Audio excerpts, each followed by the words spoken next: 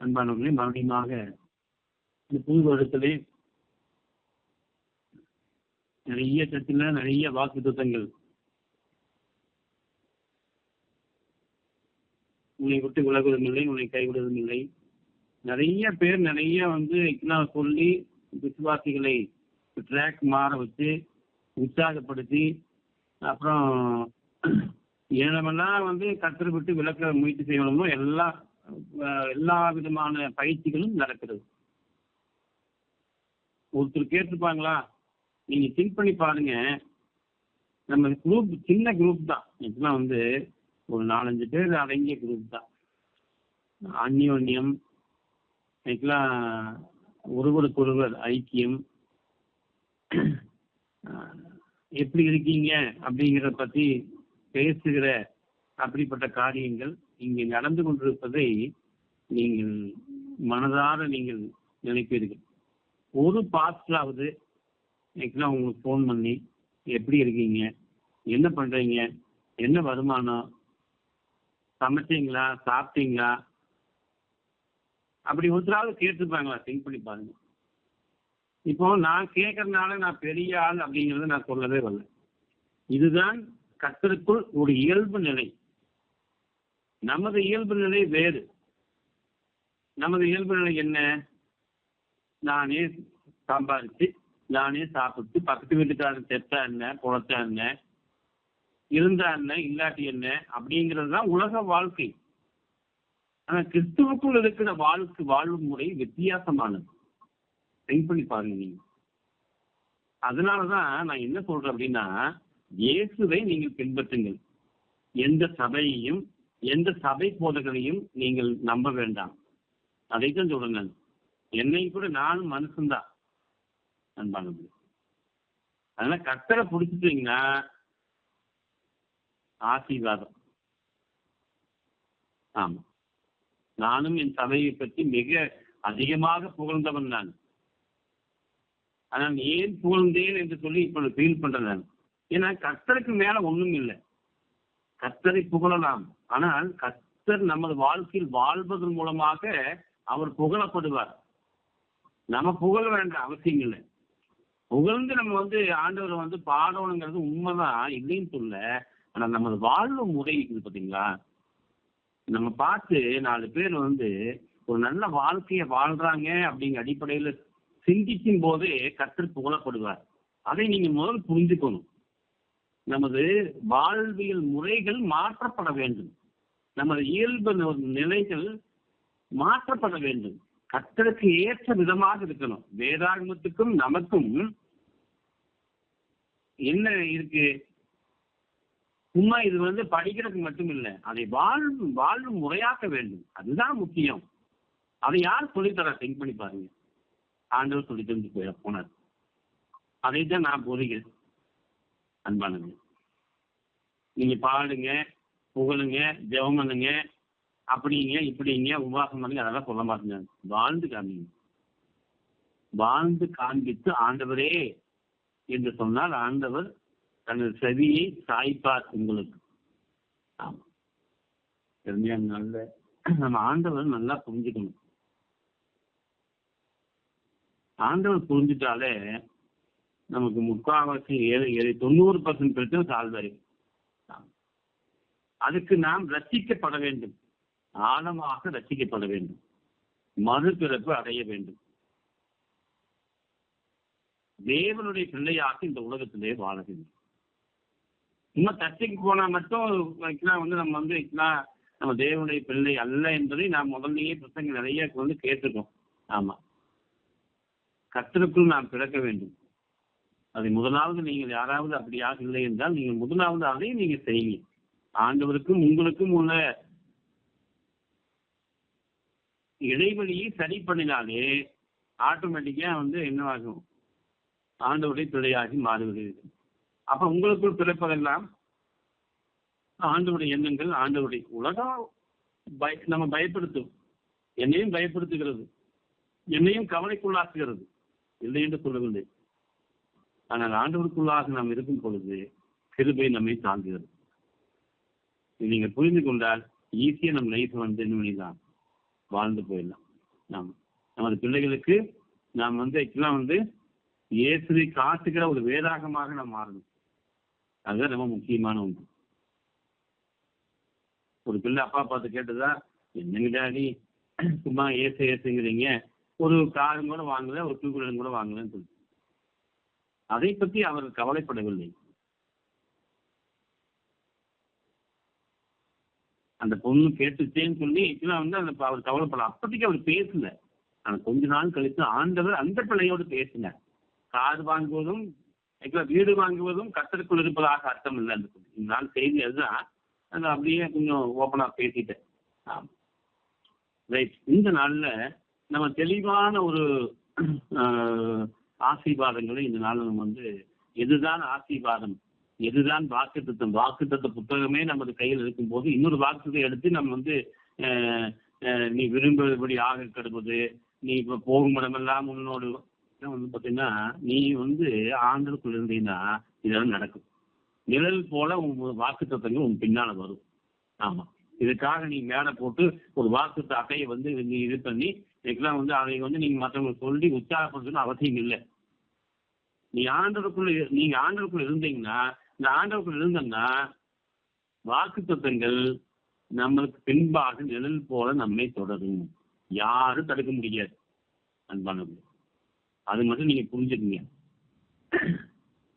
ஏன் அப்படி இப்படி எல்லாம் வந்து செய்யறாங்க அப்படின்னா, அது அவங்க தான் கேட்கணும், நம்ம கேட்க முடியும். ஏன்னா கூட்டத்தை சேர்க்கணும், காணிக்கு வாங்கணும், சபையை நடத்தணும், மக்களை சத்தியத்துக்குள்ளாக வழி நடத்துகிற நிலை ஏற்படும் பொழுது இன்னைக்கெல்லாம் வந்து கூட்டம் கம்மியாது. கண்டிப்பா நீங்க எல்லாம் புரிஞ்சுக்கணும்.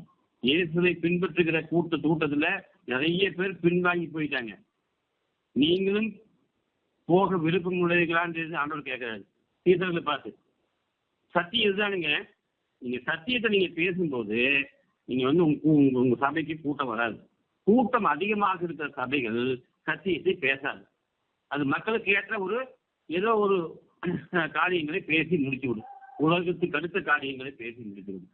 இதுதான் நடந்து கொண்டிருக்கிறது. இதை நீங்க புரிந்து கொண்டால் ஈஸியா வந்து நீங்க வந்து என்ன விண்மணி போயிடலாம் கிறிஸ்துவ வாழ்க்கை. ஆமா, ரைட். இந்த நாள்ல நான் ஒரு சில விதமான ஆசீர்வாதங்களை உங்களுக்கு சொல்றேன்.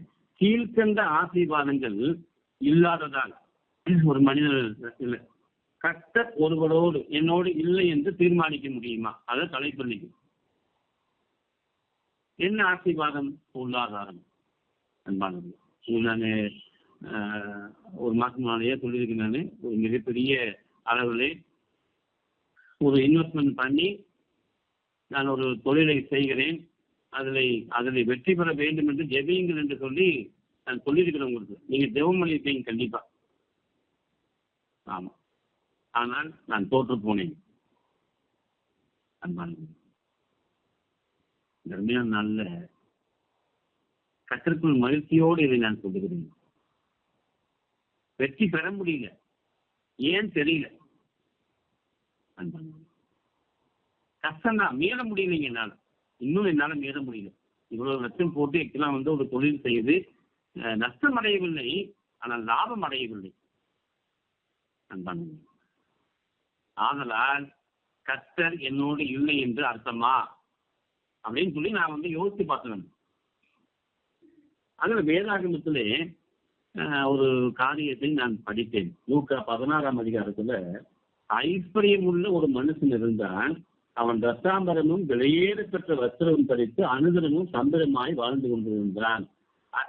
ஆண்டவராகிய இயேசு கிறிஸ்து தனது வாயினாலே சொன்ன ஊமையிலே வந்த ஒரு ஐஸ்வர்யவான். இவங்க நிறைய பணம் இருந்தது வச்சுங்க. அது ஐஸ்வர்யம் உள்ள ஒரு மனிதனுங்கிறார். அவனுக்கு எல்லா வசதிகளும் இருந்தது, பொருளாதாரத்துல பற்றாக்குறையும் இல்லை. அவனோட கர்த்தர் இருந்தாரா அப்படின்னு சொல்லி வந்து இங்க சொல்லப்படுதான் அப்படின்னு சொல்லி யோசிச்சு பாருங்க. நான் வந்து பணம் இருக்கிறவங்க எல்லாம் கர்த்தருக்குள்ள இல்லைன்னு நான் சொல்லவில்லை. இந்த சம்பவத்துல வருகிற ஐஸ்வர்யவானை குறிப்பிட்ட ஆண்டவர் இவனிடத்துல ஆண்டவர் இருக்கிறாரா அப்படின்னு சொல்லி கொஞ்சம் யோசிச்சு பார்த்தா இல்லை. அதனாலதான் வேணுங்க எங்க போறான், மேல வேற இடத்துக்கு போறான். அவன் ஐஸ்வர்யத்தை முதன்மையாக வைத்து கர்த்தரை இரண்டாவதாக வைத்த நிலைமை இருந்ததால் அவன் என்ன பண்ணா, உலோகத்திலே அவன் ஆசீர்வதிக்கப்பட்டான். இல்லை, இந்த இந்த சபைகள் பேசுவதை போல நீ ஆசீர்வாதமா இருப்பாய், நீ இன்னும் 2 கார் வாங்குவ, 3 கார் வாங்குவ, இன்னும் பிரச்சனை எல்லாம் தீர்ந்து விடும் அப்படின்னு சொல்வதை போல ஆண்டவர் சொல்றது அன்பான அவங்ககிட்ட ஐஸ்வர்யம் இருந்தது, ஆனால் ஆண்டவர் இல்லை. அப்பதான் நான் யோசிச்சேன், இவ்வளவு பெரிய பணக்காரனை பற்றி ஆண்டவர் பேசுகிறார், ஆனால் பணக்கார தன்மை அவனிடத்தில் இல்லை. ஆதலால் அவன் கர்த்தருடையவனாக இல்லை. என்னிடத்திலே பொருளாதாரத்திலே மிகப்பெரிய தோல்வி, அதனால் கர்த்தர் என்னோடு இல்லை என்று அர்த்தமா? யோசிச்சு பாருங்க, கொஞ்சம் திங்க் பண்ணி பாருங்க. நீங்க பொருளாதாரத்திலே தோல்வியுற்றவர்கள் கர்த்தருக்குள் இல்லை என்று அர்த்தம். அப்படி எதுவும் இல்லைங்க. ஆண்டவராகி இயேசு கிறிஸ்து இருப்பதற்கு முக்கியமான அடையாளம் அவன் ஆண்டவருக்குள் வாழ்வது. இருந்தாலும் இல்லாவிட்டாலும் மனரமியமாய் வாழ்வது, அதுதான் வாழ்க்கைத்தான் ஆண்டவர் பேசுகிறார். பணத்தை பற்றி ஆண்டவர் பேசல.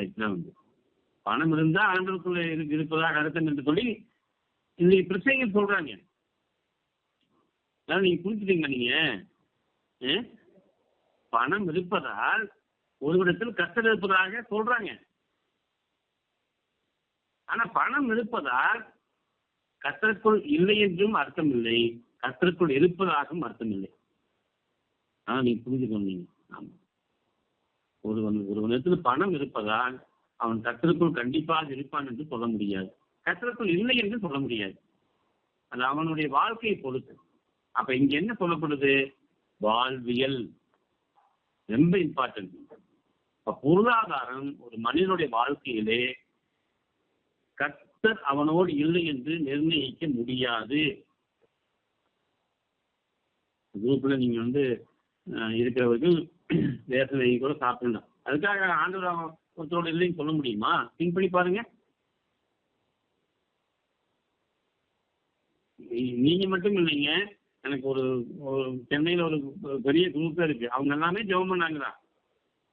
நானும் பாத்தீங்கன்னா ஸ்டால்ல ஒரு ஒரு முக்கியமான ஒரு காரியத்தை உங்களுக்கு சொல்லி அடுத்த காரியத்துக்கு நான் சொல்லுகிறேன். ஸ்டால் திறந்து 2வது நாளோ 3வது நாளோ ஒரு பொருள் நாங்கள் சென்னையிலேருந்து நான் வாங்கிட்டு வந்தேன். அந்த பொருளை நான் ஸ்டிக்கர் அடித்து ஒட்டி அப்புறம் அது பேக்கெட் பண்ணி எல்லாம் விற்கிறதுக்கு நான் அந்த ஸ்டாலில் வச்சேன். ஒரு நாள் விற்றது, 2வது நாள் விற்றது, 3வது நாள் சாபம் என்று சொல்லிவிட்டார் ஆண்டவர் அந்த பொருளை கொடுத்து. ஏன்னா அந்த பொருள் குவாலிட்டியானது அல்ல. 100 ரூபாய்க்கு விற்கப்படும் அந்த பொருள் குவாலிட்டியானது அல்ல, தரமானது அல்ல. தரமற்ற பொருளை பொய் சொல்லி வியாபாரம் செய்வது பாவம் என்று சொல்லி தெளிவாக பேசிட்டார். அந்த சாபமான அந்த பொருளையும் கூட எடுத்து கீழே வச்சுட்டு அதை விற்க வேண்டாம்னு சொல்லி என்னுடைய ஸ்டாலுக்கு ஒரு பெந்தகோஸ்து பாஸ்டர் வந்தார் உதவிக்காக.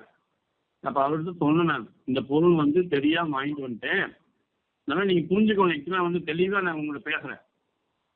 இந்த பொருள் வாங்கிட்டு வந்துட்டேன், இந்த பொருள் வித்துட்டு இருக்கிறேன், ஆனா ஆண்டவர் என்னை கண்டிக்கிறார், சரியில்லை, தெரிஞ்சே தப்பு பண்றேன் அப்படின்னு சொல்லி சொல்றேன். அவர் என்ன சொல்றாரு அப்படின்னா, ஆண்டவர்கிட்ட மன்னிப்பு கேட்டுக்கீங்க அப்படிங்கிறார். ஆண்டவர்கிட்ட என்ன வேணாலும் செஞ்சுட்டு மன்னிப்பு கேட்டுக்கலாமா? சிம்பிளி பாருங்க. பாஸ்டர்ஸ் அப்படிதான் இருப்பாங்க, ஆனா இயேசு கிறிஸ்து அப்படிப்பட்டவர் அல்ல. அதை சாபம் தூக்குன்ட்டார். அப்ப பொருளுங்க நல்லா வியாபாரம் ஆயிட்டு இருந்துச்சு, எடுத்து கீழே வச்சுட்டேன், என் வீட்டுலதான் இருக்கு. அப்படியாக செய்தும் எனக்கு வியாபாரம் என்ன ஆகல. ஏன்னா இப்படி சொல்றானேன்னு சொல்லி நினைக்காதீங்க. எதற்காக ஆண்டவர் இதை அனுமதித்தார் என்று எனக்கு தெரியாது. இருந்தாலும் கர்த்தருக்குள் நான் சந்தோஷமாக இருக்கிறேன். பொருளாதாரம் ஒரு மனிதனுடைய வாழ்க்கையை நிர்ணயிக்க முடியாது.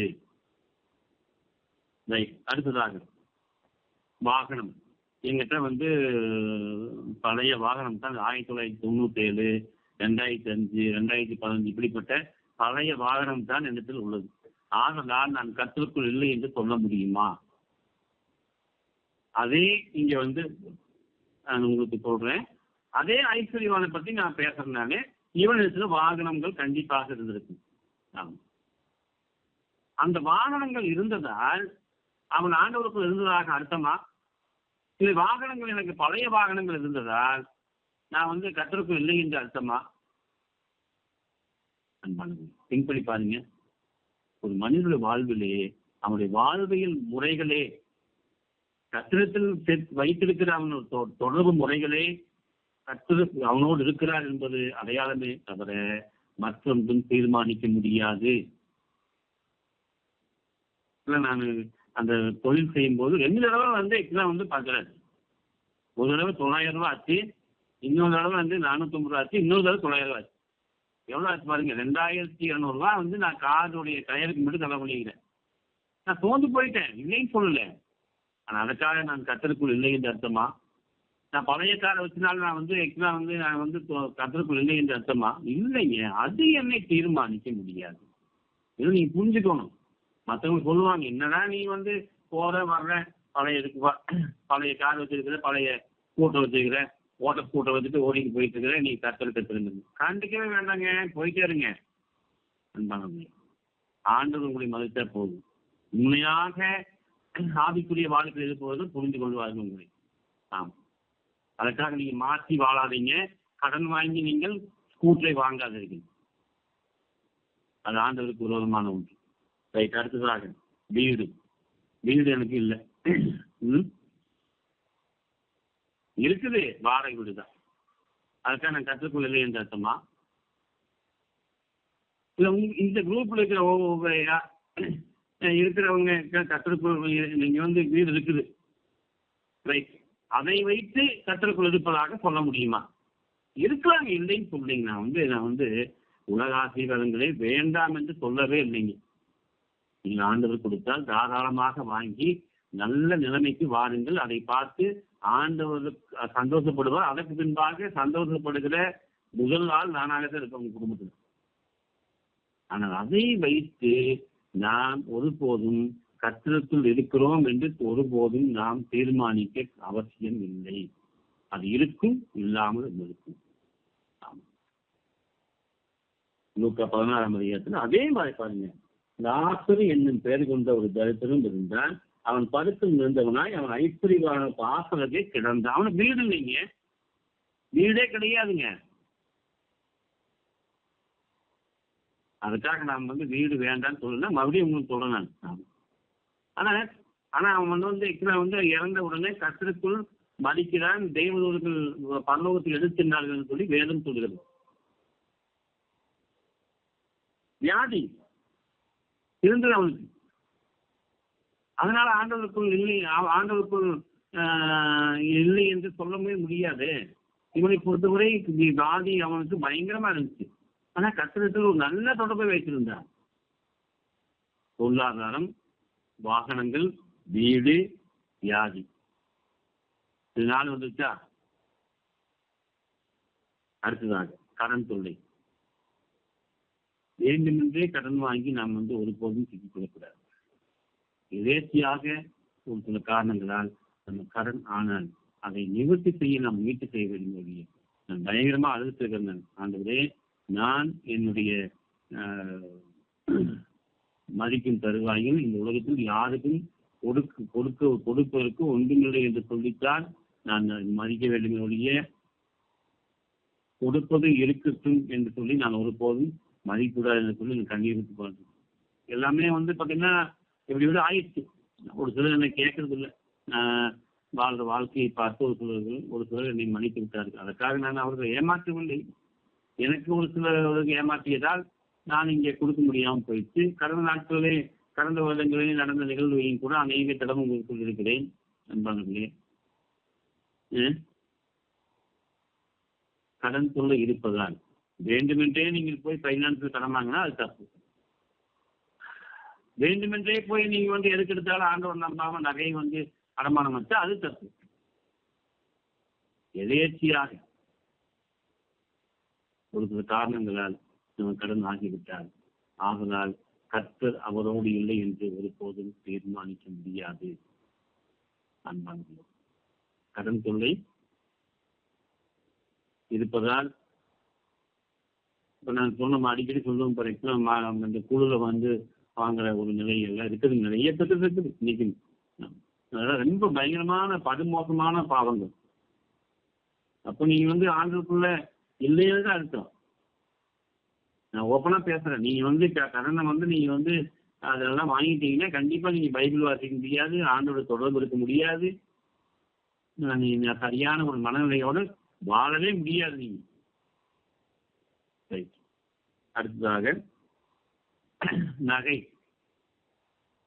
ஒரு பெண்ணுக்கு ஒரு ஒரு குறைந்தது ஒரு 2 பவுன் இந்த அடிப்படையில் ஒரு பவுன் செயின், 2 கம்மல், ஒரு வளையலும் கூட தேவையில்லைங்க.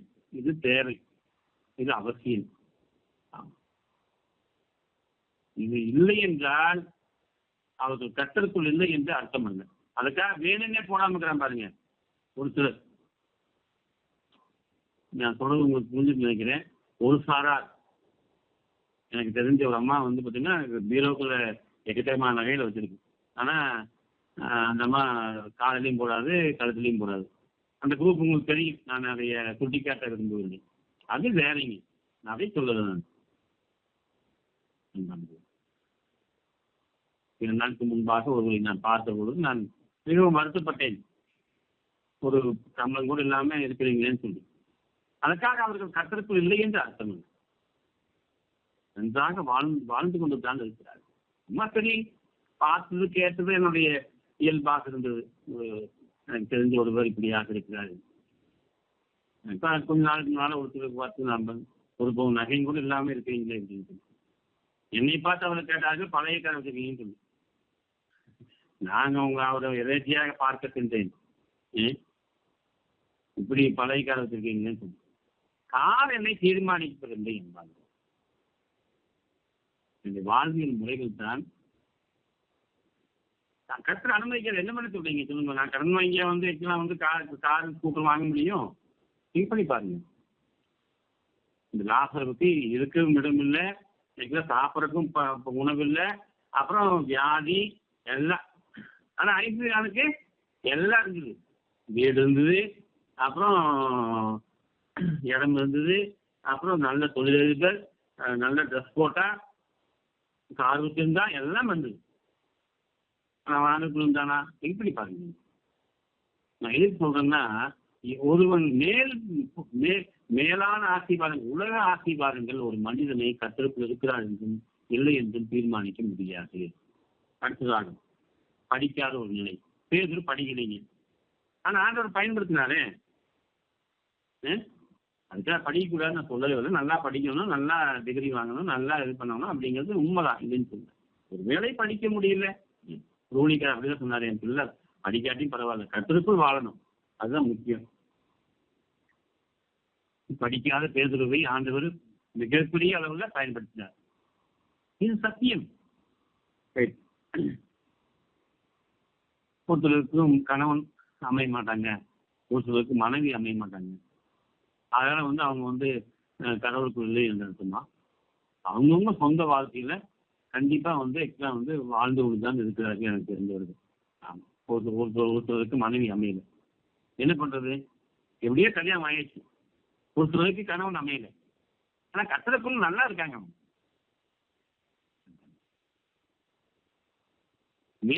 மேற்கண்ட ஆசீர்வாதங்கள், இப்படிப்பட்ட உலக ஆசீர்வாதங்கள் ஒரு மனிதனை கர்த்தருக்குள் இருக்கிறார் என்றும் இல்லை என்றும் தீர்மானிக்க முடியாது. சரி, நல்லா வாழ்ந்துருக்கிற ஒரு குடும்பம், திடீர்னு அந்த பொண்ணு ஒரு பையனோ லவ் மேரேஜ் பண்ணிட்டு, அதுக்காக அவங்க வந்து அவங்க பெற்றோர் வந்து ஆண்டவருக்குள் இல்லை என்று அர்த்தமா? திங்க் பண்ணி பாருங்க. நல்லா வாழ்ந்த ஊழியக்கார குடும்பத்திலேயே இன்னைக்கு வந்து பார்த்தீங்கன்னா லவ் மேரேஜ் பண்ணி இன்னைக்கு வந்து இருக்கிறாங்க. என்ன பண்றது சொல்லுங்க? அவர் வந்து அவர் ஐயா அம்மா 2 பேரும் நல்லா மிகப்பெரிய ஊழியர்கள். பையன் இப்படி லவ் மேரேஜ் பண்ணிட்டா, இப்போ வந்து ஆண்டவருக்குள்ள வந்துட்டான், மனம் தெரிஞ்சு வந்துட்டான், மன்னிப்பு கேட்டு. ஆமாம், என்ன பண்றது சொல்லுங்க? அதுக்காக வேணும்னே செய்யறதில்லை, திட்டமிட்டு செய்யறதில்லை, நடந்து விட்டது. அதை வைத்துக்கொண்டு நிறைய சபைகள் இன்னைக்கு என்ன பண்ணுது, அந்த அவங்க உங்களுக்குள்ள இப்படி பண்ணியிருக்கு சொல்லி போட்டு தள்ளியே வச்சுறாங்க பாருங்க. ஒப்பனா பேசுறேங்க. நீதி உள்ள சபைகள் இது மிஞ்சின நீதிமான் என்று சொல்லப்படுது. இவங்க என்னமோ மிகப்பெரிய அளவுல நீதிமானாகவும் மற்றவங்க எல்லாம் பாவம் செய்யறாங்க பார்த்துருப்பாங்க. நான் புரிஞ்சிருக்குன்னு நினைக்கிறேன். அன்பான குழந்தையின்மை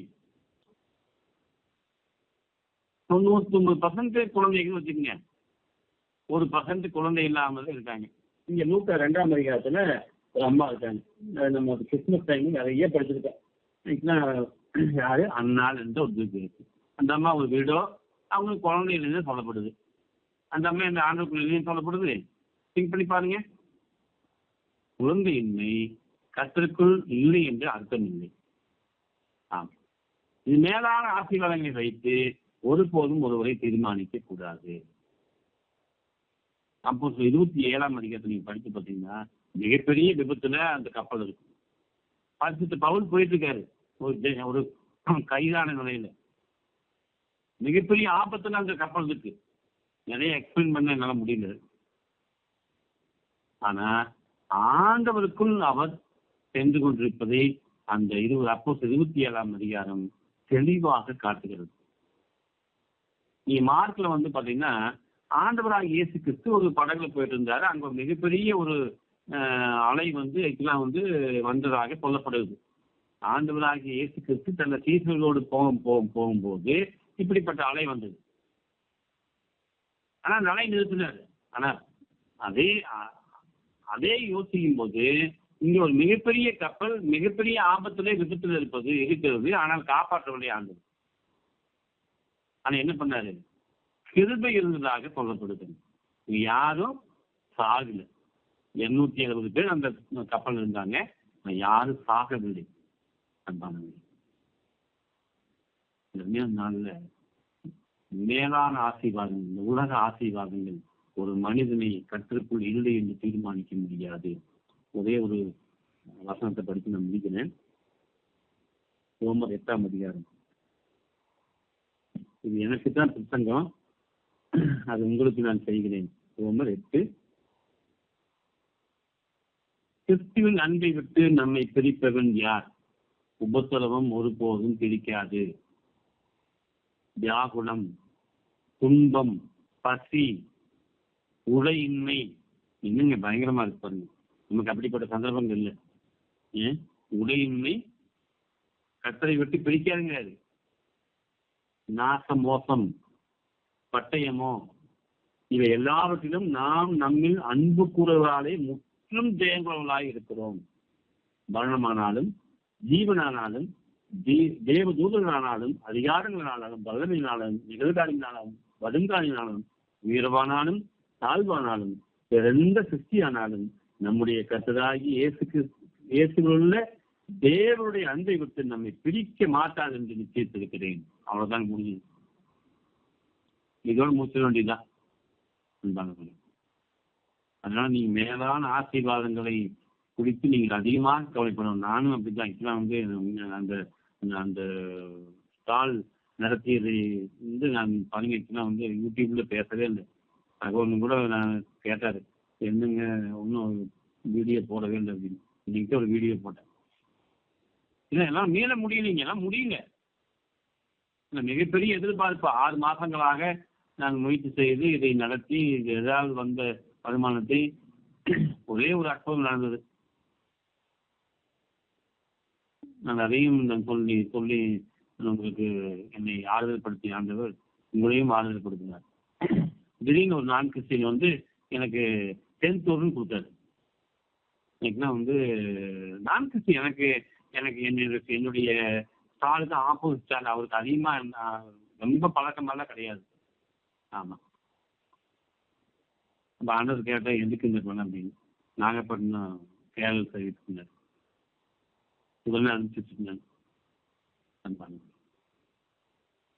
அவர் ஒரு ஜோசியர். நீங்கள் ஒரு ஆர்ப்பணிச்சுக்கு நீங்க வச்சுக்கணும்னு சொல்லி அவர் நீ என்கரேஜ் பண்ணார். இந்த நாளில் கர்த்தர் என்னை கைவிடவில்லை. நான் எதற்காக இந்த ஒரு சூழ்நிலை அனுபவித்தேன் என்று எனக்கு தெரியல. நானும் பல வகைகளை யோசித்துக் கொண்டிருக்கிறேன். ஆனால் உங்களுடைய வாழ்க்கையிலே சூழ்நிலைகளால் நீங்கள் நெருக்கப்படும் பொழுது, கண்ணீர் இந்த உலகத்திலே நீங்கள் கண்ணீரோடு இருக்கும் பொழுது அதை குறித்து நீங்கள் கவலைப்படாதீர்கள். உலக ஆசீர்வாதங்கள் ஒருபோதும் கர்த்தருக்குள் இல்லை என்று சொல்லி நாம் நினைத்து விடக்கூடாது. நாம் மறுபடியும் போராடுவோம், ஆண்டவர்கள் கிருபையை கேட்டுக்கொள்வோம், ஒரு புதிய வாழ்க்கையை நாம் வாழ்ந்து கண்டிப்போம். இந்த உலக ஆசீர்வாதங்கள்லாம் அழிந்து விடும், ஆனால் தேவனுடைய ஆசீர்வாதங்கள் அழியாது. ஆமாம், அதை மட்டும் நம்ம புரிந்து கொண்ட இந்த உலகத்துல ஈஸியா வின் பண்ணிடலாம். ஆமாம், இது எனக்கு முக்கியமான ஒரு பிரசங்கம். அது உங்களுக்கும் பகிர்ந்து கொடுக்கிறேன். பகிர்ந்து கொடுக்கிறவன் வஞ்சனை இல்லாமல் பகிர்ந்து கொடுக்கிறவன். இந்த நாளில் நான் என்னுடைய மனதில் இருக்கிற ஒரு சில காரியங்களை மனதார நான் பகிர்ந்து கொடுக்கிறேன். நீங்கள் பெற்றுக்கொண்டு இந்த உலகத்திலே ஆவிக்குரிய மக்களாக, ஆண்டவருடைய பிள்ளைகளாக, ஒரு நேரம் சாப்பிடலைன்னா நமக்கு மட்டும்தான் தெரியும்.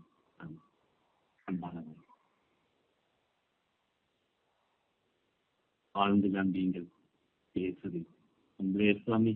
தர்மியான நாளுக்காக நான் நினைக்க மாட்டேன். மறுபடியும் ஒரு நாளை ஒரு வாழ்ந்து காண்பீர்கள் வழியெடுத்து மாற்ற உண்மை போல